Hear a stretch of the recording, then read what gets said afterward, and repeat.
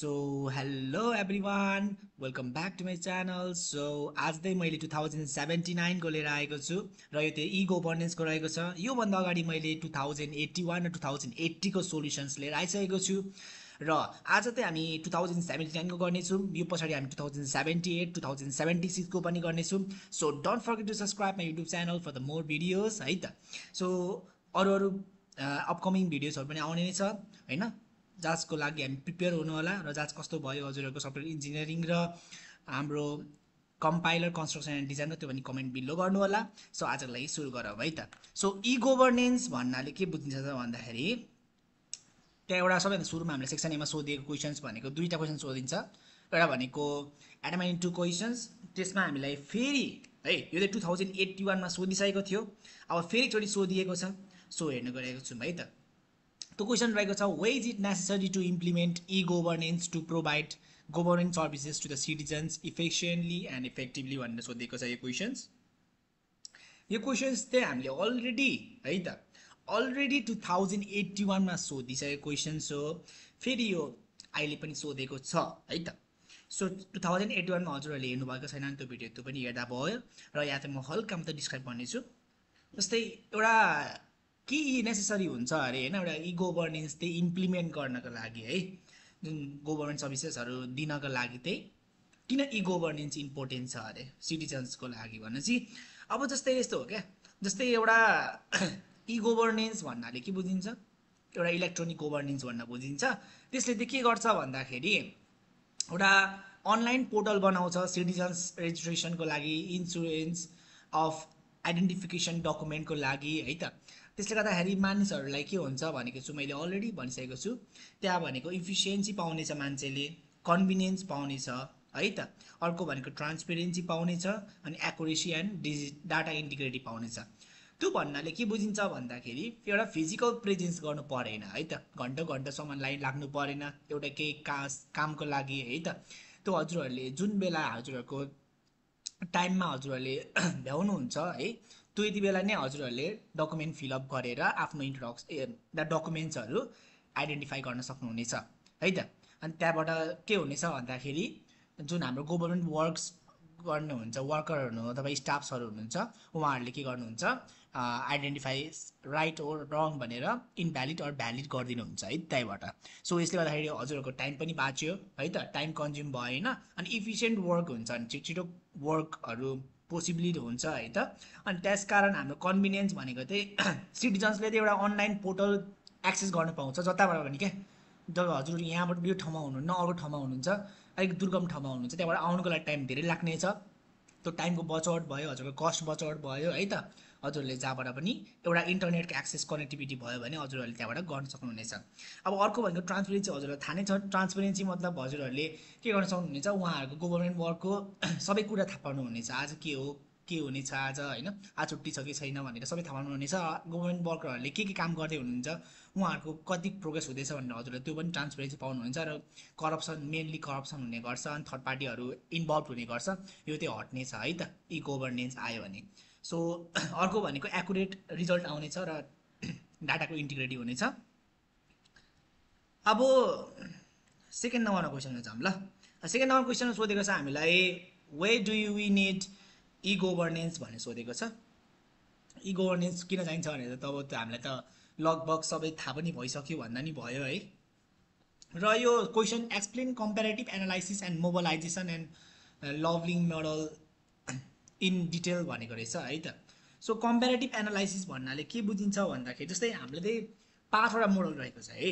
एउटा भनेको broadcasting or wider डिसेमिनेसन model रहेको छ, अर्को भनेको क्रिटिकल फ्लो मोडल रहेको छ, अर्को थर्ड नम्बरमा आउँछ कम्पेरेटिभ एनालाइसिस मोडल जुन अहिले सोधिएको छ, अर्को भनेको मोबिलाइजेसन एन्ड लभलिङ मोडल भन्ने त्यो पनि अहिले सोधिएको रहेछ 2079 मा, र अर्को रहेको छ इन्टरेक्टिभ सर्भिस मोडल। अब हेर्नु होला यो ब्रोडकास्टिङ र वाइडर डिसेमिनेसन मोडल पनि सोधिसकेको छ हामीलाई। सो हजुरले त्यो पनि प्रिपेयर गर्नु होला। अर्को भनेको क्रिटिकल फ्लो मोडल दुईचोटि सोधिसकेको छ, 2078 र 2081 मा सोधिसकेको छ। र अब हामीलाई अर्को भनेको कम्पेरेटिभ एनालाइसिस मोडल पनि सोधेको छ, त्यो पनि हजुरहरूले हेर्नु होला। अर्को भनेको हजुरहरूले अब हेर्नु हुनेछ यो कम्पेरेटिभ एनालाइसिस मोडल भनेको यो म हजुरलाई डिस्क्राइब गर्ने नै छु। त्योभन्दा अगाडि हजुरहरूले 2081 सोधेको यो इन्टरेक्टिभ सर्भिस मोडल र government to citizen to government model पनि हजुरहरूले हेर्नु होला, निकै नै इम्पोर्टेन्ट रहेको छ है त। सो अब सुरु गरौँ कम्पेरेटिभ एनालाइसिस मोडलबाट। अब कम्पेरेटिभ एनालाइसिस मोडल भन्नाले एउटा बेसिक कुरा भन्नु पर्यो भने कम्पेरेटिभ एनालाइसिस मोडल भनेको चाहिँ एउटा के हो भन्दाखेरि is one of the list used है, लिस्ट युज हुने but a high potential E governance model. धेरै जस्तो कम्ती युज हुन्छ तर हाई पोटेन्सियल बोकेको एउटा मोडल हो है, जसले चाहिँ के गर्छ जहाँ चाहिँ के हुन्छ डेभलपिङ कन्ट्रीमा मात्रै युज भएको हुन्छ है। एउटा भनेको के हुन्छ भन्दाखेरि एउटा पब्लिक र प्राइभेट डोमेन अथवा त्यसले चाहिँ के गर्छ भन्दाखेरि पब्लिक डोमेनको इन्फर्मेसनलाई वाइडर डोमेनमा कन्भर्ट गर्छ र वाइडर पब्लिक डोमेनमा एक्सेस गर्ने गर्छ है त। भनेपछि पब्लिक अथवा प्राइभेट डोमेन प्लस पब्लिक अथवा प्राइभेट डोमेनलाई चाहिँ के गर्छ एउटा वाइडर पब्लिक डोमेनमा के गर्छ एक्सेस गर्नको लागि हेल्प गर्ने गर्छ। र यसको अब निकै एप्लिकेसन रहेको छ। एउटा कम्पेरेटिभ मोडल एनालाइसिस मोडल चाहिँ किन बेस्ट हुँदो रहेछ भनेर चाहिँ हामीले बुझ्नु पर्दाखेरि एउटा exploring information available in the public or domain and comparing it with the actual information known to strategic learnings and arguments भन्ने बुझिन्छ है। This model empowers people actuals comparison of the basis cases with those of the good governance and identifying specific aspects of the bad governance and the reasons and people behind them and how the situation can be improved. अनि एउटा comparison गर्ने गर्छ could be made over a time scale to be a snapshot of the past present situations or could be used to compare the effectiveness of an intervention by the comparing two similar situations है त। यो रहेको छ र हजुरहरूले यहाँ application हेर्न सक्नुहुनेछ हजुरहरूले है त। अब एप्लिकेसन भनेको चाहिँ to learn from the past policies, एउटा पास्ट पोलिसिसहरूबाट चाहिँ लर्न गर्ने र एक्सन्सहरूबाट अनि डिराइभ गर्ने learning lessons for future policy making. एउटा पास्ट पोलिसीबाट चाहिँ के गर्ने अरे उनीहरूको बाट लर्न गर्ने अनि त्यो अनुसार फ्युचर पोलिसी मेकिङ गर्ने हुन्छ। अनि अर्को भनेको evaluate the effectiveness of the current policies and identify key learning in the strength होइन in the terms of strength and fullness in the policies. अनि अर्को to is effectively establish conditions of the precedence specially in the case of judicial or legal decision making for resolving patent related disputes public good ownership rights and use it to influence advocate future decision making. भनेपछि यहाँ लगभग यो चाहिँ future decision मेकिङकै बारेमा मात्रै हुनेछ कुरा है त। सो अर्को यसको मेरिट भनेको के हुन्छ, यसको एडभान्टेज भन्नुको मतलब based on the existing set of information, यो चाहिँ एक्जिस्टिङ सेट अफ इन्फर्मेसनमा बेस्ड हुन्छ भने अर्को भनेको चाहिँ watch guard organisation and monitor groups can also use this model, त्यसले चाहिँ मोडल युज गर्न सक्छ are to continuously track the governance past record, गभर्मेन्टले कस्तो खालको डिसिजनहरू बनाएको छ त्यो पास्ट रेकर्ड हेर्न सक्छ होइन, in performance and compare with different information sets पनि कम्पेयर गर्न सक्छ होइन त। सो अर्को भनेको मेरिट बसी भएपछि डिमेरिट त अभियसली हुन्छ, डिमेरिटमा त डिसएडभान्टेज हुनसक्छ। अब डिसएडभान्टेज भनेको त requires the ability to analyse and bring out strong arguments. अब एउटा एनालाइज गर्न निकै नै गाह्रो हुनेछ होइन, त्यो पनि हेर्नु छ। अनि अर्को इनइफेक्टिभ in the absence of a strong civil society interest and public memory which is essential to force decision makers to improve existing governance practices. अब अर्को सोधेको छ हामीलाई मोबिलाइजेसन एन्ड लबिङ मोडल भन्छ। यो चाहिँ एउटा one of the most frequently use model हो है। अगाडिको चाहिँ के थियो भन्दा लगभग त्यो युज हुँदैन थियो भने यो चाहिँ mostly one of the most frequently use digital governance हो मोडल हो होइन, जसले चाहिँ के गर्छ भन्दाखेरि होइन सिभिल सोसाइटी अर्गनाइजेसनलाई एड गर्ने काम गर्छ in developing countries to impact international decision making process. International decision making प्रोसेसमा इम्प्याक्ट गर्ने गर्छ डेभलपिङ कन्ट्रिजलाई। So it is based on setting up a plan directed flow of information to build strong virtual allies to complement actions in the real world. अब virtual communities चाहिँ formed हुन्छ होइन which share similar values and concerns, and these communities in turn link up with the support of the real life groups activities for the concerned actions. So it builds the momentum of real world progress and processes by adding the opinions and concerns expressed by the virtual communities. And the strength of this model is in its diversity of the virtual community and the ideas, expertise and resources as accumulated through this virtual form of networking. यसको application रहेको छ this model could be applied in the following possible ways भने चाहिँ एउटा भनेको फोस्टरिङको लागि गरिन्छ, अर्को भनेको public debates, fostering public debates on issues of larger concerns just like namely on the themes of oncoming conferences, treaters, etc., and making available opinions of the suppressed groups who are not involved in the decision making process into the wider public domain, and catalyzing wider participation in decision है त decision मेकिङको बेला चाहिँ wider participation गराउने काम गर्छ यसले चाहिँ। र यसको मेरिट्स भनेको चाहिँ the model enhances the scope of the participation of the individual and communities in debates that affect them and help them build a global alliance, and a community may no longer find itself isolated but may find an ally for mobilizing effective actions through this model. So it also creates an effective deterrent for government and decision making bodies that are responsible to people's opinions to provide better governance. So अर्को रहेको छ लास्टमा रहेको छ this model can also be used favourably by the government in a positive manner to encourage public debates on issues where the opinion and expertise of the civil society is of great importance and therefore could become a tool to enhance democratic practices and improve governance practices, especially in the developing countries. यो दुईटा चाहिँ हामीले developing कन्ट्रिजमा mainly focus गर्दो रहेछ।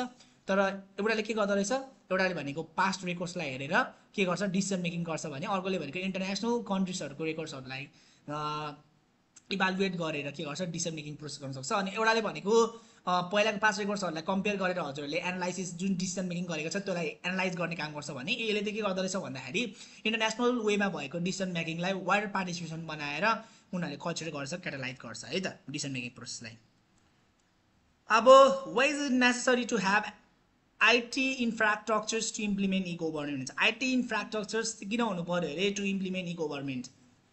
Obviously हैन e-governance को लागि के चाहिन्छ, इन्टरनेट चाहिन्छ हैन, आईसीटी चाहिन्छ, इन्फर्मेसन कम्युनिकेसन टेक्नोलोजी भन्छ। आईटी को त फिल्ड आईटी को जुन इन्फ्रास्ट्रक्चर्स रहेको छ त्यो त क्रुशियल हुन्छ हैन त फर इम्प्लिमेन्टिङ अफ e-governance बनाउन लागि आईटी को इन्फ्रास्ट्रक्चर क्रुशियल हुन्छ because it forms the backbone of the digital transformation. जुन डिजिटल ट्रान्सफर्मेसन हुन्छ नि त्यसको त ब्याकबोन रहनेछ and enables government to deliver efficient and accessible service to the citizen. जुन गभर्मेन्ट सिटिजन्सलाई सर्भिसहरू दिएको हुन्छ थ्रु डिजिटल वे अथवा e-governance हेल्पले गर्दाखेरि त्यो सर्भिसेसहरू त सबै आईटी को इन्फ्रास्ट्रक्चर्सबाट नै के हुन्छ पुगेको हुन्छ नि त। सो ब्याकबोन पनि भन्न सकिन्छ यसलाई।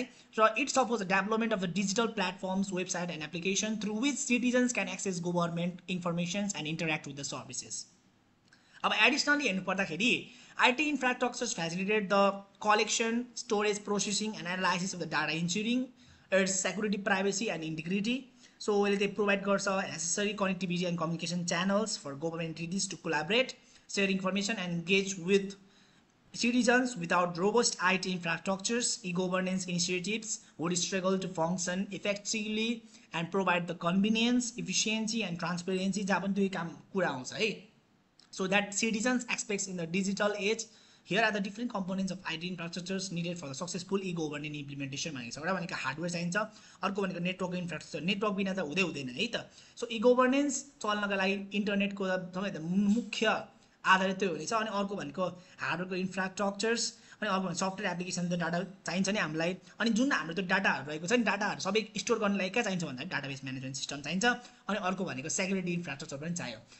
जो वेल हामीले जब युज गरिरहेको हुन्छौँ नि जुन हाम्रो सफ्टवेयरहरू हार्डवेयरहरू युज गरिरहेको हुन्छौँ, जब एप्लिकेसनहरू युज गरिरहेको हुन्छौँ त्यति बेला चाहिँ के हुन्छ भन्दाखेरि डाटाहरू सबै सेयर भइरहेको हुन्छ है त। प्राइभेसीको पनि कन्सर्न आउँछ। सो त्यसको लागि त हामीले सेक्युरिटीको इन्फ्रास्ट्रक्चर्स पनि बनाउनु पर्ने हुन्छ। र अर्को सेक्सन बीमा सोधिएको क्वेसन्स भनेको e-governance is to provide smart government. है यहाँ मजाले सुन्नु होला, e-governance is to provide smart governance भनिन्छ। e-governanceले के गर्छ अरे स्मार्ट गभर्नेन्स प्रोभाइड गराउँछ अरे। कसरी त भन्दाखेरि e-governance भन्नाले के बुझिन्छ, focuses on using technology use गरेर एउटा गभर्मेन्ट सर्भिसेसलाई इम्प्रुभ गर्ने काम गर्छ अनि एलाइन गर्छ with the idea of smart government. किनभने smart government means setting clear goals using measurable ways to track progress, finding achievable and relevant solutions and working within a specific time frame है त so ई गभर्नेन्सले चाहिँ aim गर्छ हैन to achieve this smart goals by using technology to transfer how governments works so it helps make government services more accessible efficient and transparent अनि त्यसका adapting गरेकोले जुन हाम्रो ई गभर्नेन्स एडप्ट गर्छ नि त्यसपछि त्यो गभर्नमेन्टले त के गर्न सक्छ टार्गेट सेट गर्न सक्छ लाइक रिड्युसिङ पेपर वर्क जुन पेपर वर्क हुन्छ घन्टौँ घन्टासम्म पेपर वर्कहरू रहेको हुन्छ अनि हाम्रो मानिसहरूलाई के हुन्छ सर्भिसेस इजियर्स हुन्छ अनि सिटिजन्सहरूले इजिली एक्सेस गर्न पाउँछ from the different geographical region है त so they can measure progress using data and make sure their efforts are on the track अनि ई गभर्नेन्सले के गर्छ also provides practical solution that make sense in the digital age like automating tasks and offering online platforms for citizens to interact with the government. अनि सिधै गभर्नमेन्टको अफिसमा गएर धोएर उनीहरूसँग सल्लाह गर्नु परेन सिधै हामीले के गर्नु छ अनलाइन पोर्टलबाट सिधै हाम्रो एक्सेस गर्न सकिन्छ गभर्नमेन्टको सर्भिसेसहरूलाई अनि हाम्रो इन्फर्मेसन्सहरूलाई पनि के गर्न सकिन्छ हामीले भ्यालिडेट छ कि छैन भनेर हेर्न सकिन्छ हाम्रो सेटअप गरेपछि सो अब डिजिटल एज भइसकेपछि गभर्नमेन्टमा के हुन्छ set deadlines to make sure changes happen quickly and meet people needs so overall e governance supports the principle smart government by using technology to improve government operations and deliver services more efficiently so अर्को रहेको छ what are the different stages of e government life cycle अब e government life साइकलको different स्टेजेसहरू के रहेको छ भन्ने हुन्छ नि त सो सबैभन्दा प्रथम स्टेज भनेको चाहिँ प्रोजेक्टको एसेसमेन्ट गर्नु है त प्रोजेक्ट एसेसमेन्ट त्यसपछि हाम्रो एनालाइसिस अफ करेन्ट रियालिटी है त्यसपछि हाम्रो design of the proposed system design गर्नु पऱ्यो नि त एनालाइसिस गरेपछि त सो डिजाइन गरेपछि हाम्रो सिस्टमको कन्स्ट्रक्सन गर्नु पऱ्यो जुन सिस्टम चाहिने हो अनि त्यसलाई इम्प्लिमेन्ट गर्ने र बियोन्ड गर्ने त्यति हो सो बुझ्नु पर्दाखेरि के हो प्रोजेक्ट एसेसमेन्ट भनेको त्यो एउटा अथराइज प्लानिङ हो अथवा इभ्यालुएसन प्रोसेस हो जसले चाहिँ के गर्छ भन्दाखेरि इन्स्योर गर्छ environmental social cultural and economic वेलबिङलाई जुन रेसिडेन्टहरूलाई protect from any significant adverse effect that may cause by a development project अब एनालाइसिस भन्नाले बुझिहालिन्छ होइन एउटा के कुराको होइन छानबिन गर्नु र प्रब्लम्सहरू अर्गनाइजेसन्समा के हुनसक्छ त्यो एनालाइसिस गरेर हामीले त्यो अनुसार अगाडि फरवर्ड गरिन्छ डिजाइन गरिन्छ अब डिजाइन भनेको चाहिँ के हो भन्दाखेरि अब के कुराको सिस्टमको डेभलप गर्नु छ भने त्योभन्दा अगाडि के कस्तो खाले बनाउने भनेर डिजाइन गर्नुपर्ने हुन्छ त्यसलाई भनिन्छ design of the new systems अनि त्यो सिस्टम डिजाइन गरिसकेपछि के हुन्छ एउटा सिस्टमको कन्स्ट्रक्सन गरिन्छ त्यही अनुसार जस्तै घर बनाउँदाखेरि के गरिन्छ पहिला घरको नक्सा बनाइन्छ त्यहाँबाट घरको नक्सालाई हेरेरै के बनाइन्छ घर बनाइन्छ त्यस्तै हजुरहरूले सिस्टमको कन्स्ट्रक्सन गर्नुहुन्छ त्यसपछि घरमा गएर के गरिन्छ त बसिन्छ नि त त्यसरी नै इम्प्लिमेन्टेसन गर्न सक्नुहुनेछ त्यो सिस्टमलाई अनि त्यसपछि बियोन्ड अब त्यसपछि फर्दर हजुरहरूले चाहिँ के गर्नु सक्नुहुन्छ फेरि रिबिल्ड गर्न सक्नुहुन्छ फेरि redesign reconstruction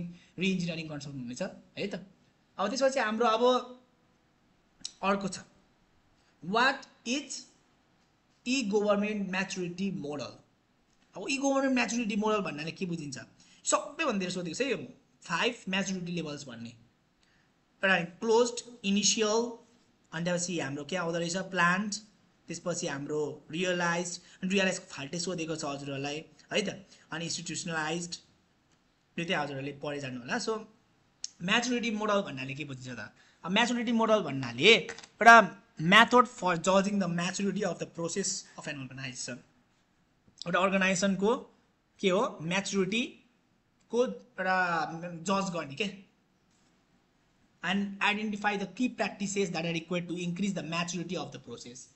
And key practices are find गर्ने जसले चाहिँ के गर्छ अरे म्याचुरिटी प्रोसेसलाई फेरि अझै इन्क्रिज गर्ने काम गर्छ अनि e government maturity level provides us guidance on how to control of our process for developing and maintaining e government services and how to evolve towards a culture of excellence in providing and managing e government अब हजुरहरूलाई यो question सोध्नु सक्छ है जस्तै हजुरहरूले सम्झिनु होला ई रिडिनेस भन्ने सोध्नु सक्छ है त सो म्याचुरिटी लेभल पछि हाम्रो ई रिडिनेस पनि इम्पोर्टेन्ट हुनेछ म्याचुरिटी लेभलमा त हाम्रो एउटा भनेको क्लोज रहनेछ क्लोज भन्नाले के बुझिन्छ भन्दाखेरि organisations are close to e governance organisation close हुन्छ no plans or vision is available हुन्छ सो क्लोजमा चाहिँ अनि they can continue with the fully manual and conventional operations भनेको छ अब त्यसपछि हाम्रो अर्को हुन्छ इनिसियल भनेको इनिसियल फेजमा चाहिँ के हुन्छ अर्गनाइजेसनले ल्याक गर्छ strategic thinking and directional for the e governance at the top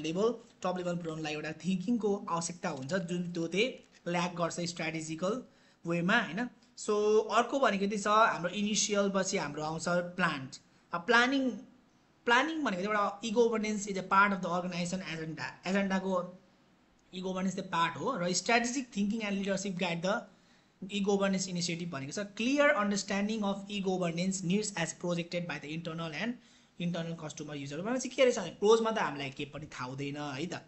so के पनि थाहा हुँदैन भनेपछि no vision no plan organisation त्यही क्लोज हुन्छ ई गभर्नेन्समा। अनि फेरि they continue with fully manual and conventional operation भनेको छ भने अर्को भनेको इनिसियलमा त के हुन्छ भन्दाखेरि स्ट्राटेजिक थिङ्किङको चाहिँ ल्याक हुन्छ है, तर नहुने होइन, हुन्छ, ल्याक मात्र भएको हुन्छ, तर यसले चाहिँ इनिसिएट गर्न सक्छ। Remains and after abandoned due the lack of direction मात्रै हो। अनि प्लान भनेको चाहिँ के हो, एउटा ई गभर्नेन्स चाहिँ एउटा अर्गनाइजेसनको एजेन्डा मात्रै हो, पार्ट मात्रै हो। So strategic thinking and leadership guide the e governance initiative भनेको छ।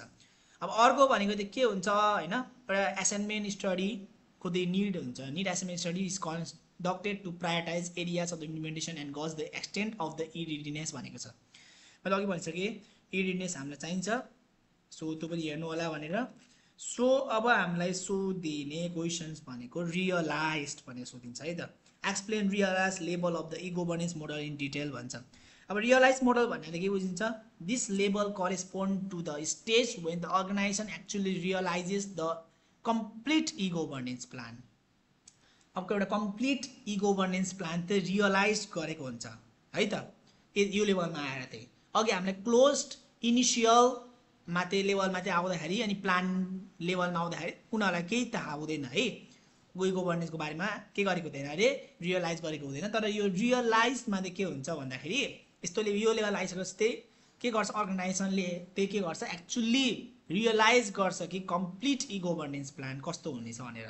अनि यसमा पर्छ 4टा प्रकार। एउटा भनेको सब लेभलहरू पर्छ होइन, त्यो त लेभल हो नि त, पासवर्ड त म्याचुरिटी लेभल हो है त। तर यो रियलाइज त्यो भनेको रियलाइजको भित्र सब लेभल छ। सब लेभल भनेको एउटा रेट्रोस्पेक्टेड भनेको छ। At this level organisation studies is business progress in view of its vision overall governance objectives and changes if any required. यो पनि म हजुरहरूलाई भिडियो लिएर आउने छु है त। यो अलरेडी 2081मा सोधिएको छ, त्यो पनि हजुरले हेर्न सक्नुहुन्छ। 2081मा क्वेसन नम्बर 6मा सोधिएको छ, त्यो मैले अलरेडी भिडियो ल्याइसकेको छु र अझै भिडियो पनि लिएर आउनेछु म। फेरि यो अर्कोचोटि पनि सोधिसकेको छ, त्यो पनि म लिएर आउने नै छु। सो अब हाम्रो अर्को हुन्छ इरेडी। इरेडी भनेको चाहिँ के हो भन्दाखेरि in this stage e readiness essentials which are also the building blocks for the e-governance are ensured by the organization। अर्को भनेको चाहिँ partially open हुनेछ। एउटामा के रहेछ partially open भनेको चाहिँ at this stage some of the e-governance services are operationalized resulting in a partial information exchange among the entities both within and outside the organization। अनि लास्टमा एउटा भनिन्छ ओपन। ओपन भनेको this implies complete deployment of the e-governance services that ensure an integrated system that is open for the information exchange। भनेपछि realise पनि सबैभन्दा important रहेको छ, यो पनि हेर्नु होला हजुरहरूले। सो रियलाइजको भित्र के पर्दो रहेछ, सब लेभल भनेको, एउटा भनेको रेट्रोस्पेक्टेड, अनि अर्को भनेको इडी, अनि त्यसपछि हाम्रो पार्सली ओपन अनि ओपन रहनेछ। सो अर्को भनेको institutionalized रहेको छ।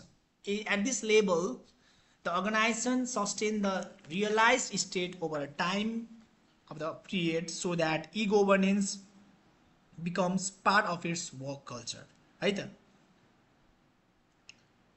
अब त्यसपछि हामी हल्का हेरौँ ल तल, how can we achieve good governance. हामीले चाहिँ कसरी एउटा गुड गभर्नेन्स एचिभ गर्न सकिन्छ भनेको छ। अब त्यसपछि हामीलाई roles, we can achieve good governance through e governance.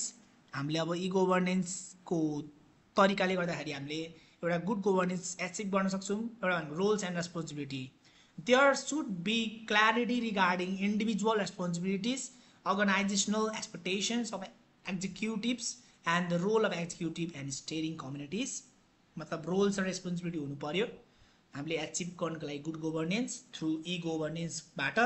अर्को भनेको structure and composition. Structure and कम्पोजिसनबाट नि हामीले गर्न सक्छौँ। An executive committee need to have the right of the group of people having particular regard for each individual background skills and experience and how the Edison of the individual builds the collective capability and effective functioning of the committee.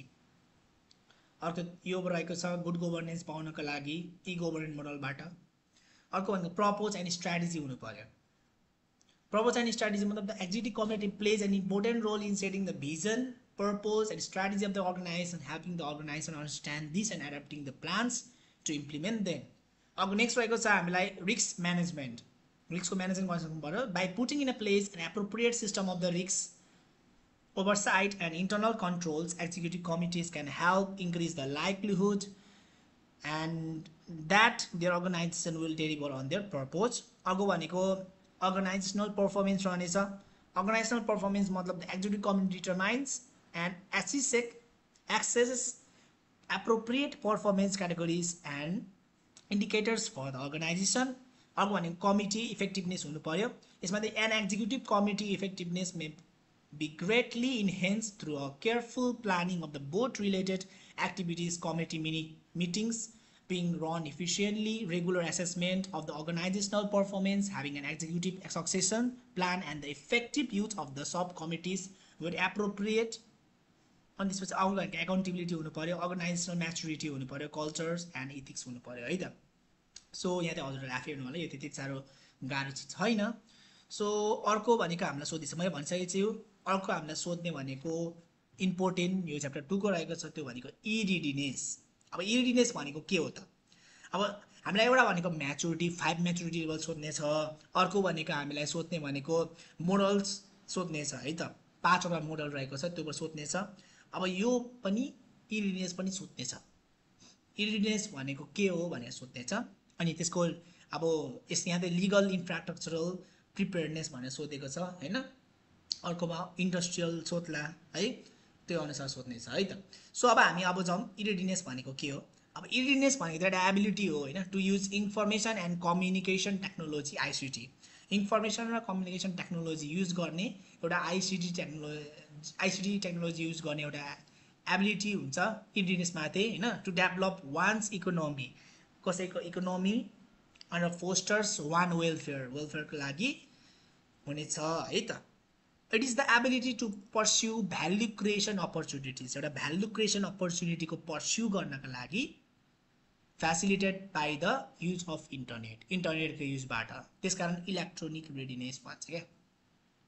So it is not simply a matter of the number of computer servers, websites and mobile phones in the country. यदि एउटा matter गर्दैन क्या, जस्तै simply not matter गर्दैन है। एउटा mobile भयो होइन, मोबाइल फोन कम्प्युटरको सर्भर्सहरू वेबसाइटहरू मोबाइल फोनमा कन्ट्रीमा छ भनेर त्यसलाई त्यति साह्रो खासै म्याटर गर्दैन यसले त है। यसले चाहिँ म्याटर गर्ने भनेको चाहिँ सच एज सिटिजन्सको चाहिँ कति एबिलिटी छ टु युटिलाइज टेक्नोलोजी स्किलफुल्ली। अब त्यो टेक्नोलोजी मात्रै छ भनेर मात्रै भएन नि त, त्यो टेक्नोलोजीलाई युटिलाइज गर्ने क्षमता चाहिँ कति रहेको छ त्यो सिटिजन्सको भनेर, त्यो चाहिँ हाम्रो इरिडिनेसको काम रहेको छ। अनि त्यसले के गर्छ, transparency of yes business and legal system, transparency निकाल्छ। जहाँ पनि खास गरी ट्रान्सपेरेन्सी चाहिँ निकै नै इम्पोर्टेन्ट रहेको छ है टपिक है त्यो। सो अनि extent to which government encourages the use of digital technology, अनि कुन देशको गभर्मेन्टले चाहिँ एउटा टेक्नोलोजी चलाउनको लागि प्रेरित गर्दैछ त्यो हेर्ने काम गर्छ, इरिडिनेसको काम है त। स अब अर्को रहेको छ what is legal infrastructural preparedness. अब लिगल इन्फ्रास्ट्रक्चरल प्रिपेयरनेस भनेको चाहिँ के हो भन्दाखेरि the manual process in government are usually absolute हुन्छ, इनएफिसिएन्ट हुन्छ, ब्युरोक्रेटिक हुन्छ। सो हामी के हुन्छ, they have transform to computerisation practices. Computerisation प्र्याक्टिसेसमा त ट्रान्सफर भयो अरे उनीहरू, तर they continue to have poor and inefficient performance. This is lack of administration reforms and lack of business process re-engineering. अब re-engineer नगरेर डेभलपमेन्ट, जस्तै हरेक दिन के हुन्छ इन्टरनेट जुन हाम्रो डेभलपमेन्ट रहेको छ नि, जस्तै आइटीमा हरेक दिन के हुन्छ डेभलपमेन्ट फेज भइरहेको छ, डेभलपिङ हरेक सेकेन्ड हरेक मिनटमा डेभलपमेन्ट हुँदैछ। त्यो डेभलपमेन्टलाई हामीले रिइन्जिनियर गरेर आफ्नो एडमिनिस्ट्रेटिभ जुन हाम्रो ई गभर्नेन्स रहेको छ त्यसलाई चाहिँ के गर्नु पर्यो, डेभलपमेन्ट हरेकचोटि गर्नु पर्यो। त्यसले गर्दाखेरि हामीलाई त्यो ल्याक भइरहेको छ है त। अब त्यसको ल्याकले गर्दाखेरि चाहिँ के हुन्छ भन्दाखेरि हामीले के गर्नु पाउँदैनौँ, जुन प्र्याक्टिसेसहरू हुन्छ होइन, जुन हामीले डिजिटल राइट्स पाउनेछौँ त्यो चाहिँ हामीले लगभग चलाउन पाउँदैनौँ। इन डेभलपिङ कन्ट्रिजमा त हुन्छ है त। So this seems in developing countries मैले यहाँ भनिसकेको छु well develop countries have been significantly successfully in the administrative reforms and business reasoning. त्यसकारण के हुन्छ डेभलपिङ कन्ट्रिजहरू पछाडि पछाडि हुँदै जान्छ र डेभलप कन्ट्रिज चाहिँ के हुन्छ सक्सेसफुल हुन्छ एउटा एडमिनिस्ट्रेटिभ रिफर्म्स र बिजनेस रिइन्जिनियरिङ गर्नका लागि। अब अर्को भनेको जहाँ पनि दामको कुरा आयो पैसा कुरा आयो पैसा ल्याक अफ मनी भएकोले गर्दाखेरि पनि देशमा constructions of ICT infrastructure development गर्नका लागि निकै नै कठिन हुने गर्छ डेभलपिङ कन्ट्रिजमा। तर डेभलप कन्ट्रिजमा त अब high amount of money shares हुने गर्छ।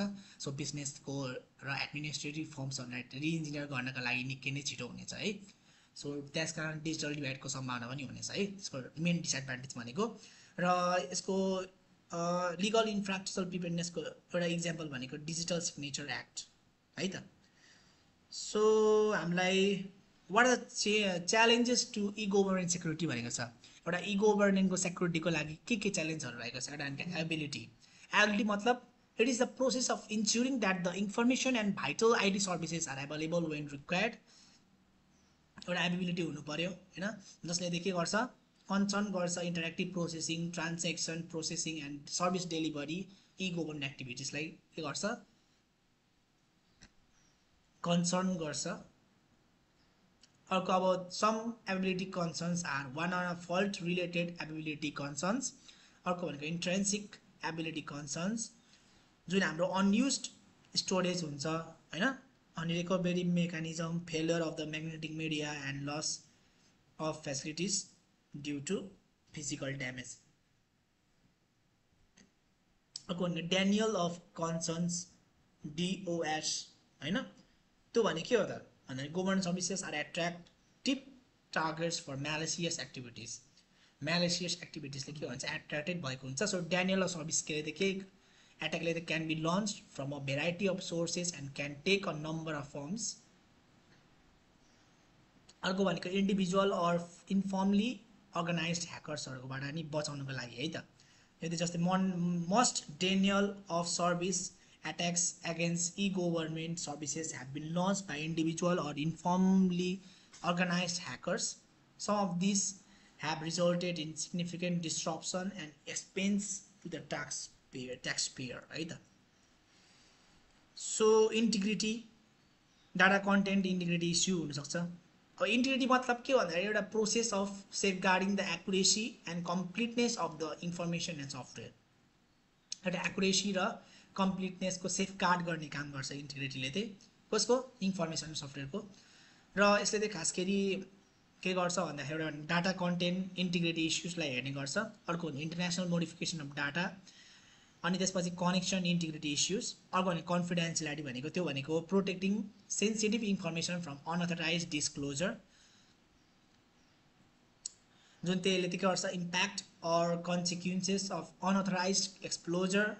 अनि त्यसपछि हाम्रो अर्को आउँछ loss of confidence in institutional and service delivery mechanisms. अरू टेनर हामी सोधेको छ explain the use of data warehousing and data mining in agriculture. Data warehousing and data mining in agriculture पनि सुन्नसक्छ होइन इन्डस्ट्रियल पनि सुन्नसक्छ हजुरहरूलाई।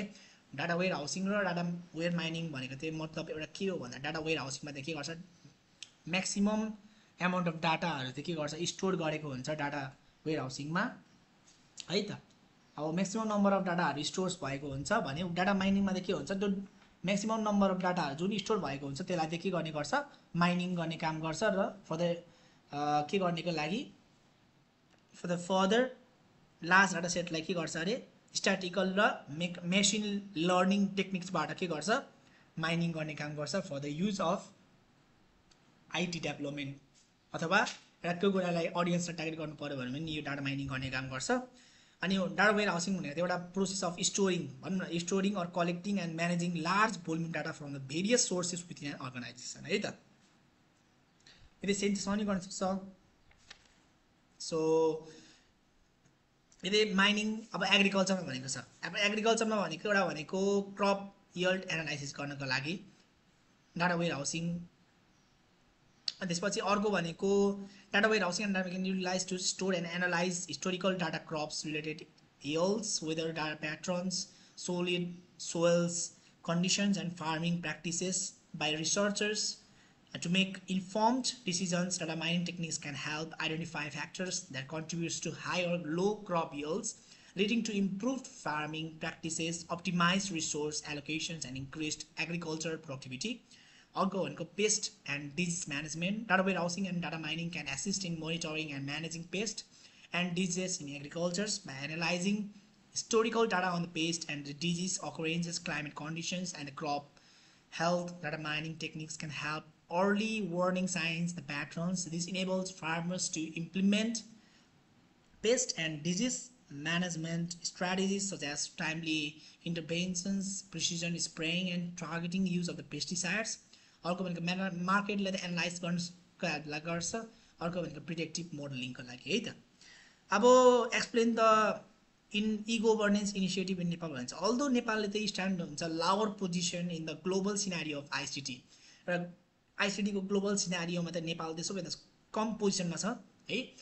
अब there have been noticeable developments in the ICT sector in recent years, but telecommunication facilities have improve remarkably है. किनभने academic institution producing ICT professionals resources have been expand गरिएको छ. अर्को communication technologies, both electronic and print media have been extended their access to general people. Use of the internet, emails and computers are generally gaining popularity. हैन, नेपालमा त्यो हुने सकभर gaining हुँदैछ नि त नि. मानिसहरूले लगभर के गर्दैछ, यो रिडिनेसको कारणले गर्दाखेरि के गर्दैछ, मानिसहरूले इन्टरनेट युज गरेर गभर्मेन्ट एक्टिभिटिजहरुमा पार्टिसिपेसन गर्न थालेको छ हैन. डिफ्रेन्ट सोशल मिडियाहरुमा एन्गेज हुन थालेको छ. So several e government applications are being introduced. अनि त्यसपछि among the country's recent e-government initiatives, Nepal's e-government master plan was completed in November 2006 after another milestone in the preparation of an ICT development project which has been worked out. Detailed investment proposals for prioritized projects. So the government of the Nepal is thus keen and committed to promoting e-government for the implementation of the various G2C, government to government, government customer, and government to business projects defined under respective priority areas. So अघिमा सोधेको छ हामीलाई right short notes on भनेको छ. एउटा भनेको e governance security architectures, अर्को भनेको e governance implementation in the land reform रहेको छ. अब गभर्मेन्ट आर्किटेक्चर्समा के गर्छ, security of the architectures of the e government is high level document that says the security goals of the e-governance projects and describes the procedure that needs to be followed by all the e-governance hierarchy such as business and operations. So an appropriate legal framework the absolutely essential for the systematic and the sustainable growth of the e-governance, such as the protection of the public order and the decency and protection of the privacy of the individuals, providing legal status to the digital transactions, or implementation of the landforms रहेको छ. So implementation of the landforms को लागि चाहिँ हजुरहरूले हेर्नुहुन्छ landform भनेको एउटा programme हो specially undertaken by the national government. So involving the redistribution of the agricultural land among the landless, जुन उनीहरू जो हुन्छ नि हैन, जो चाहिँ ल्यान्डलेस मतलब हजुर उनीहरू चाहिँ बस्नुहुन्छ है त, बस्नु चाहिँ हुन्छ तर ल्यान्डमा चाहिँ दर्ता भएको छैन, उनीहरूको घरहरू दर्ता भएको छैन अथवा उनीहरूको जग्गा दर्ता भएको छैन, उनीहरूलाई चाहिँ रिडिस्ट्रिब्युसन अफ द ल्यान्ड है त, ल्यान्डको त्यो एग्रिकल्चरल ल्यान्ड जुन रहेको छ त्योले उनीहरूलाई रिडिस्ट्रिब्युसन गर्नको लागि चाहिँ ल्यान्ड फर्मको इम्प्लिमेन्ट गरेको हुन्छ. So it is a reform of the regularity and administrative frameworks including laws, regulations and the rules for the better management of the land ownership. So Nepal has been attempting to reform land relations for more than 50 years. Following other issues facing equitable land ownership in the Nepal today, the real picture of the land ownership is not known. Right? पहिला जुन real land ownership छ नि उहाँको त picture नोन भएको छैन भने मतलब ओके नस्ते भइरहेछ. So the rule of the land law has been seriously undetermined. So division of the positions and rising debt भइरहेको रहेछ अनि faith in the capacity of the state as a land reformer is low. So that's all for today. Signing off.